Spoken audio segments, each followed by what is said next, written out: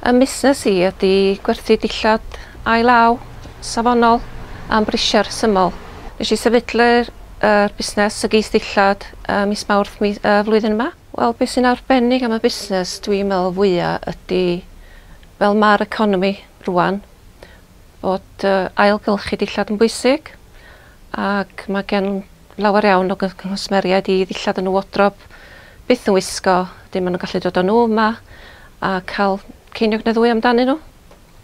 Mae'n brofiad, fedra i'n deitha chi, mae'n brofiad anhygoel. Mae'r gefnogaeth dwi'n gael yn wych a mae'r bobl yn nghefnogi fi yn ffantastig. Ffantastig. Wel, di hyn wedi dod dros nos. Mae hyn ar y meddyliau blynyddoedd lawer. Nes I golli ngŵr ac dwi fod I'm ddeol. Dwi ddim yn barod I'm ddeol. So, dwi wedi gwneud lot o waith cartre efo hyn ac nes I feddwl, reit, dwi'n mynd I eistedd lawr. Dwi'n mynd I gario ymlaen ac gan bod fi wedi meddwl amdano ers yr holl flynyddoedd, o gynnau dipyn o ddillad adre wedi casglu gan bod o'n y meddwl I.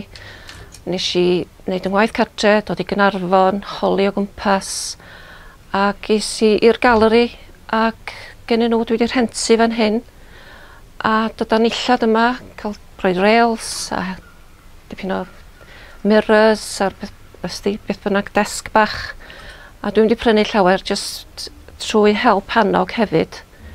Yn ariannol, mae wedi bod yn lot o help I fi. Gochyn y busnes li.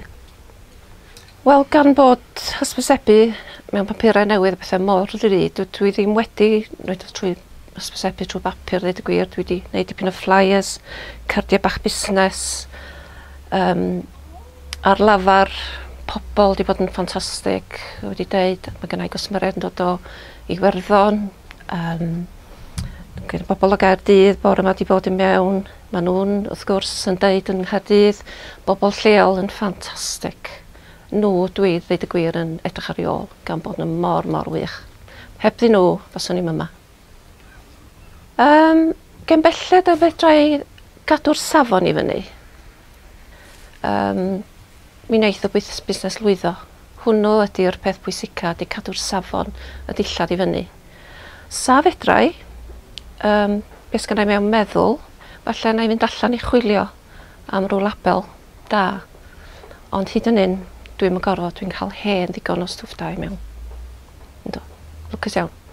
My name's Deio Owain, and I've just started my own company, corporate videos, and also I've created a channel on the internet called weirangaws.com. Well, I started the business just a couple of months ago, and it was slow in the beginning, but now it's like starting to grow basically. Well, the idea came from when I went to uni to do film and TV, and then I borrowed the cameras there to do my own work, and yeah, and after finishing uni, I decided to try and start my own business. Probably my unique selling point is that I've got my TV channel on the web where I can film drama and documentaries and even radio shows or animation. So yeah, Galluoki was really helpful. Without them, I wouldn't have the equipment that I have now, like the computer here and the camera. So yeah, without them, then I wouldn't have a business basically. The internet is very important for a business, especially weirangaws.com, because without it I wouldn't have my website, obviously. And the internet is it's really important for a business, especially the weirangaws.com, because without it then I wouldn't have the bilingual TV channel on the web. The only future plan I got at the moment is getting my website up and running, the one that shows my corporate video work. So then I could put my name then in the paper and people can go and watch work I've done and give me more work hopefully.